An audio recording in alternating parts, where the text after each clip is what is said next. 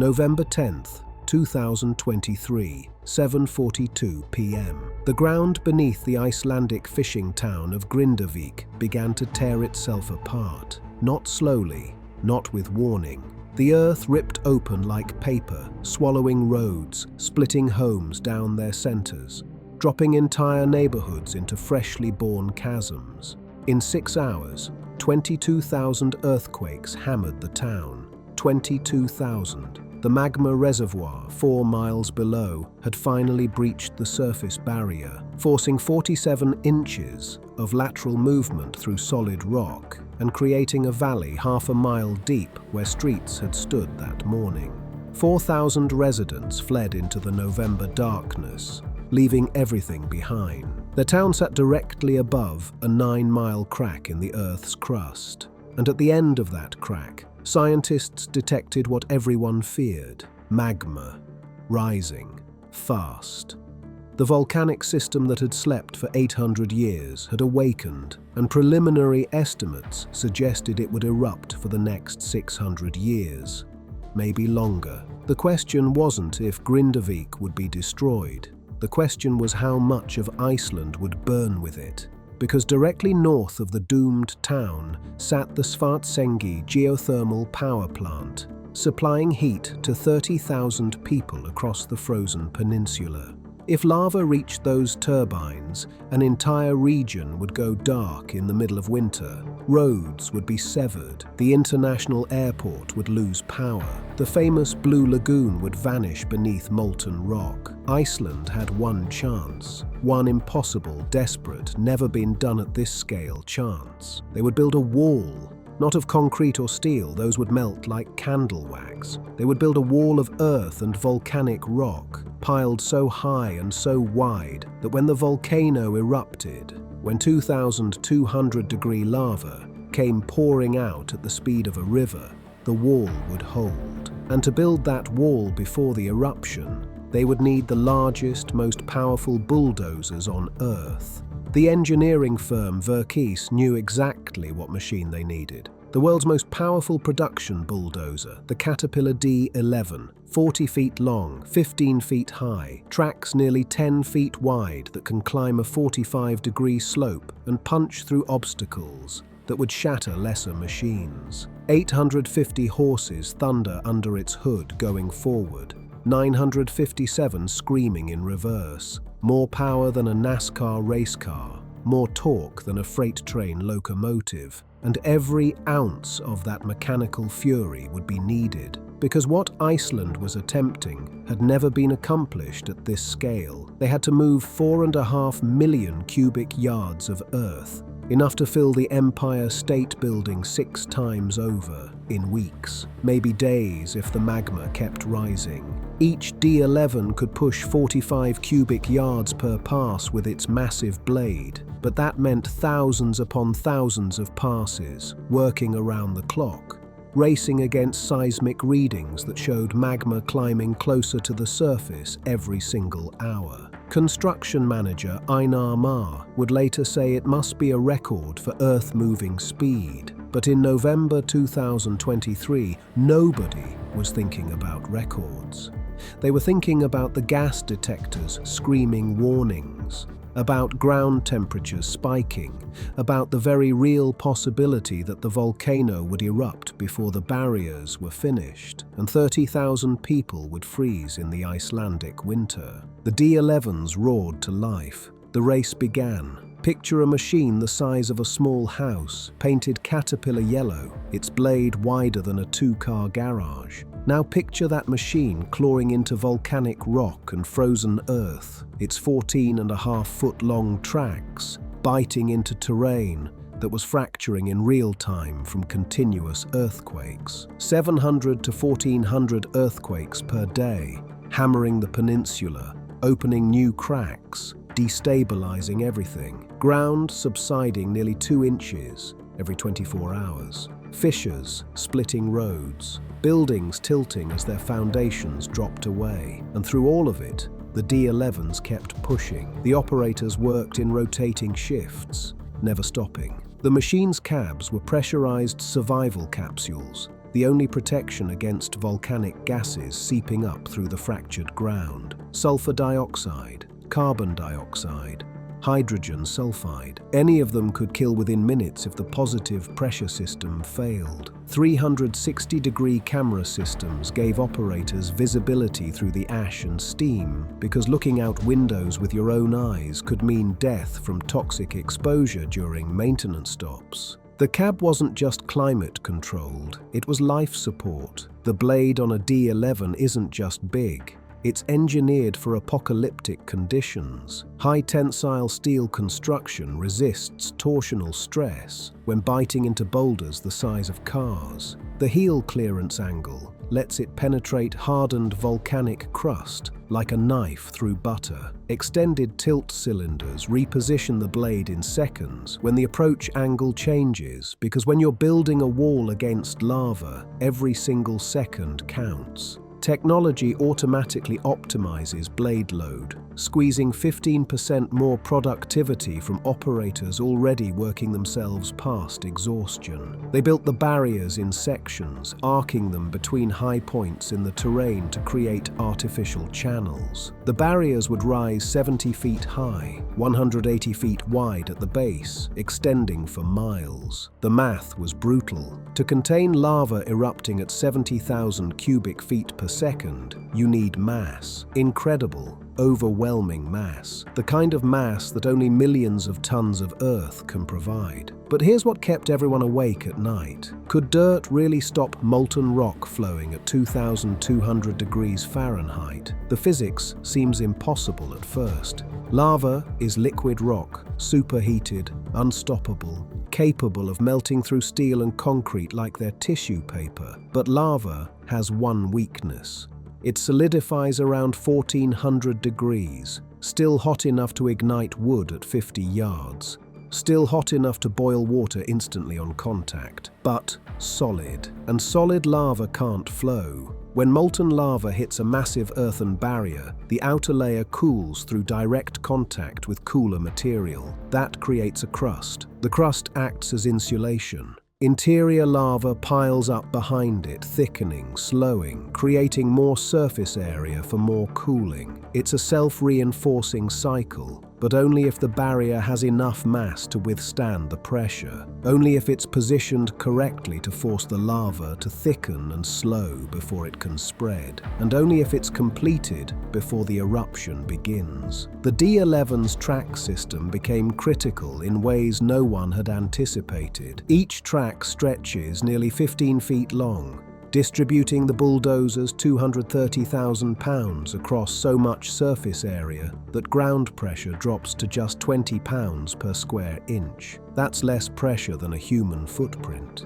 On terrain that was fracturing, subsiding and trembling from constant earthquakes, that low ground pressure meant the difference between a machine that could work and a machine that would sink into the shattered earth and die there. The undercarriage took punishment that would destroy ordinary equipment: sharp volcanic rock, basaltic fragments, obsidian shards, all grinding against the tracks with every foot traveled. The D11's suspended undercarriage absorbed the shock, reducing impact loads by 50%. Lifetime lubricated rollers meant less maintenance, which meant less time exposed to toxic gases during service. Every design choice, every engineering decision, suddenly became life or death. And then the thermal stress began. As December arrived, ground temperatures kept climbing. Magma was close, very close. The D11's cooling system, designed for the hottest deserts on Earth, found itself facing something far worse: radiant heat from underground magma chambers superheating the soil. The machine's 475-gallon fuel tank provided extended operation without refueling, because retreating to refuel could cost hours they didn't have. The high-performance cooling module, with its 46-gallon capacity and automatic reversing fan, ran at maximum output, fighting to keep hydraulic fluid temperatures below the failure point of 180 degrees. If hydraulics overheated, the blade would lock. The machine would die. The barriers would remain unfinished. One worker, checking gas levels a week before the first eruption, got readings that sent everyone scrambling. Magma was less than a quarter mile below their feet. The barriers weren't finished. Einar Már made the call. They would work in shifts around the clock, pushing the machines and crews beyond any safe operating limit, because the alternative was watching the power plant burn and 30,000 people freeze in the dark. The D11s screamed through the night, their LED lighting systems illuminating the barriers rising foot by foot against the black Icelandic sky. 45 cubic yards per pass, another pass, another. The blade slamming down, biting in, hydraulics straining as 330,000 pounds of drawbar pull dragged earth and rock into position. Backup alarms wailing, tracks churning, diesel engines roaring at full throat, and beneath it all, the rumble of the earth itself, pregnant with fire, ready to burst. December 18th, 2023, 10:17 p.m. Seismometers exploded with activity. The eruption had begun. A fissure 2.5 miles long ripped open northeast of Grindavik, vomiting lava fountains 200 feet into the winter sky. Orange fire illuminated clouds of volcanic ash and steam. The sound was indescribable. A freight train mixed with thunder, mixed with the earth screaming. In the first hours, lava erupted at a rate equivalent to a major river. 70,000 cubic feet per second pouring out of the crack in the world. It flowed at walking speed, glowing white hot at its core, cooling to orange at its edges. Nothing could stop it, nothing except the barriers. The question everyone had been afraid to ask was about to be answered. Lava hit the first barrier section at 2 in the morning. The earth wall stood 70 feet high, layered with volcanic rock and compacted soil that the D11s had placed with precision. The molten rock, glowing orange-white in the darkness, climbed the barrier face. Steam erupted where residual moisture vaporized instantly. The heat was so intense that observers 300 feet away had to shield their faces. The lava slowed, thickened. Its outer layer cooled, forming a black crust that cracked red with interior heat. Behind that crust, more lava piled up, increasing pressure, but also increasing surface area, accelerating cooling.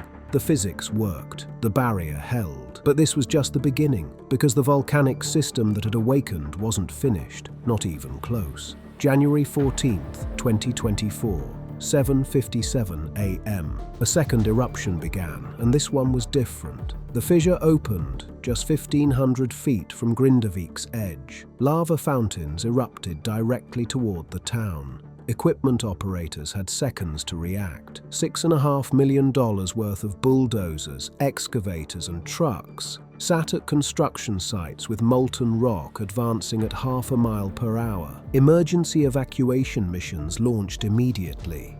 Operators fired up the D11s and drove them out under advancing lava flows. The machine's 957 reverse horsepower evacuating them faster than the lava could follow. Every piece of equipment made it out. Every operator survived. Then, at 12:10 p.m., the nightmare scenario unfolded. Another fissure opened inside the defensive perimeter, just 660 feet from the town's buildings. The barriers had been positioned to stop lava from the north, but this fissure was between the barriers and the town. There was nothing to stop it. Lava poured directly toward Grindavik's homes. 3 buildings caught fire from radiant heat before the lava even touched them. At 2200 degrees, the thermal radiation ignites wood at 100 feet away. The houses burned, then vanished beneath black rock that glowed red from within. 3 homes gone in minutes, and the flow was still advancing.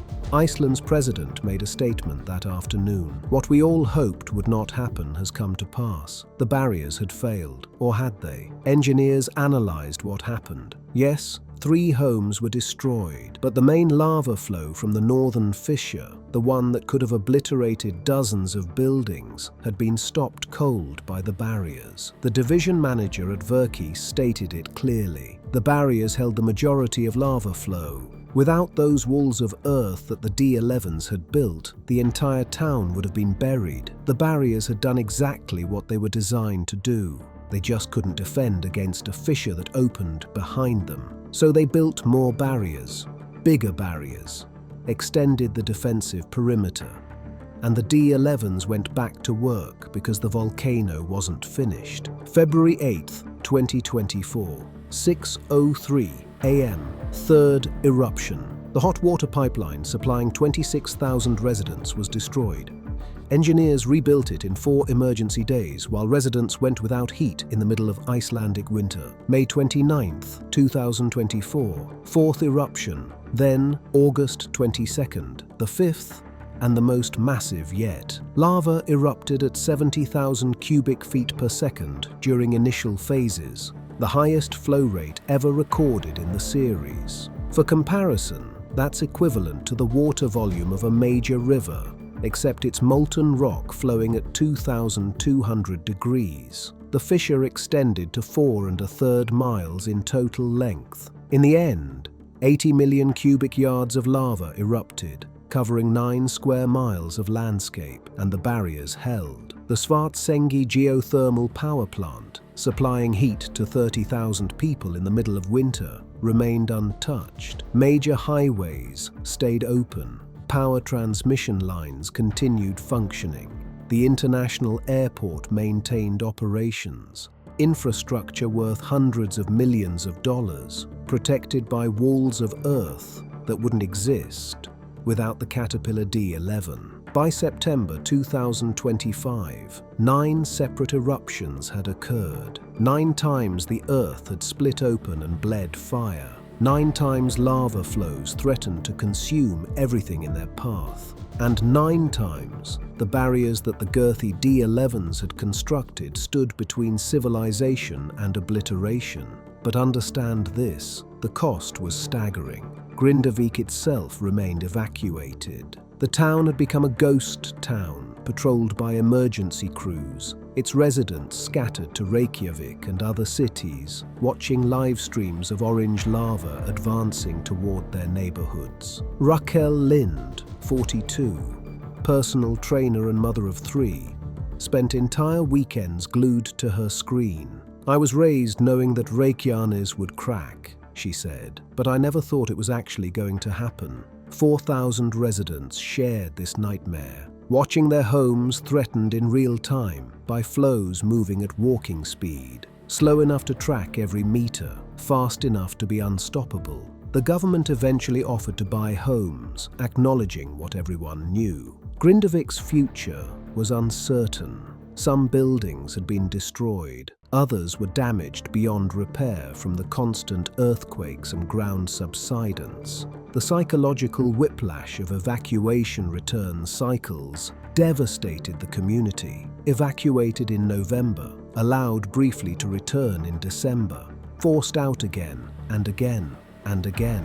Through 9 eruptions, each return offered hope, each new evacuation destroyed it. And here's what keeps scientists awake at night. The eruptions aren't stopping, they're not even slowing down. Scientists studying the underground magma reservoir calculated that it would continue for centuries, maybe 300 years, maybe 600. The volcanic system that had slept for 800 years has reawakened, and it won't sleep again in any of our lifetimes, or our children's lifetimes, or our grandchildren's lifetimes. Which means the D11's work isn't finished either. Even now, as new seismic data comes in, as GPS measurements detect ground inflation indicating magma accumulation, the bulldozers stand ready. Because this isn't a crisis with an end date, this is a permanent new reality. Iceland has chosen to fight a volcano that will outlive generations, and they're fighting it with the only weapons that have proven effective: earthen barriers, precision engineering, continuous monitoring, and the world's most powerful bulldozers. The Caterpillar D11 wasn't designed for this.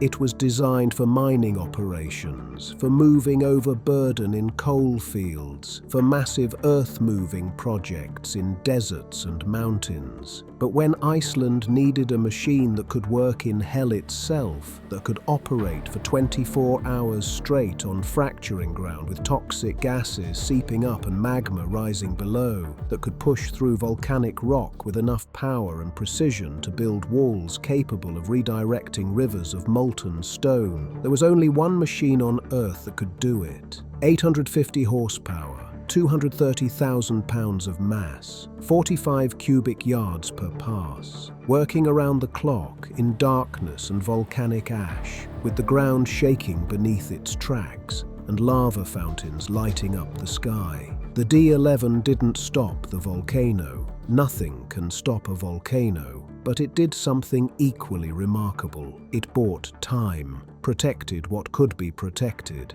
saved infrastructure that keeps 30,000 people warm through Icelandic winters, proved that even when the Earth itself erupts, even when forces measured in millions of tons and thousands of degrees pour forth from cracks in the ground, human ingenuity and mechanical power matter. Construction manager Einar Mar reflected on the impossible task. "We've moved about 4.5 million cubic yards," he said. "I think it must be a record. We came here for what was supposed to be 3 weeks to build one barrier. It's been almost 2 years now. Workers who expected a brief emergency deployment found themselves in an indefinite battle against forces that would continue for 600 years. But they kept working.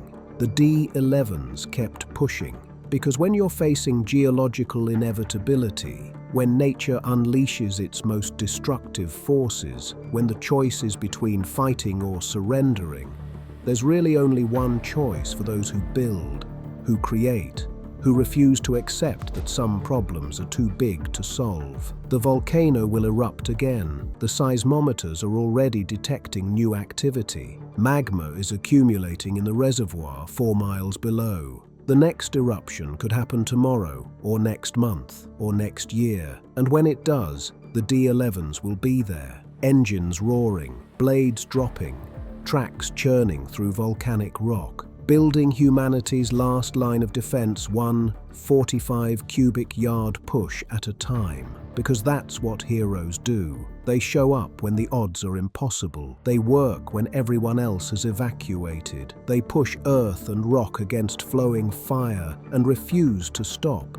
until the job is done. And sometimes, just sometimes, they win battles that everyone said couldn't be won. The barriers stand 70 feet high and 180 feet wide, arcing across the Reykjanes Peninsula like scars carved into the earth itself. Permanent geological features that will remain for centuries. They've held through 9 eruptions. They'll be tested again. Maybe they'll hold. Maybe they won't. But Iceland made its choice. When the earth itself tears open and bleeds fire, we don't surrender. We engineer solutions to impossible problems. We deploy 230,000-pound bulldozers. We move millions of cubic yards of earth. We build walls against the apocalypse. And we dare the volcano to try again.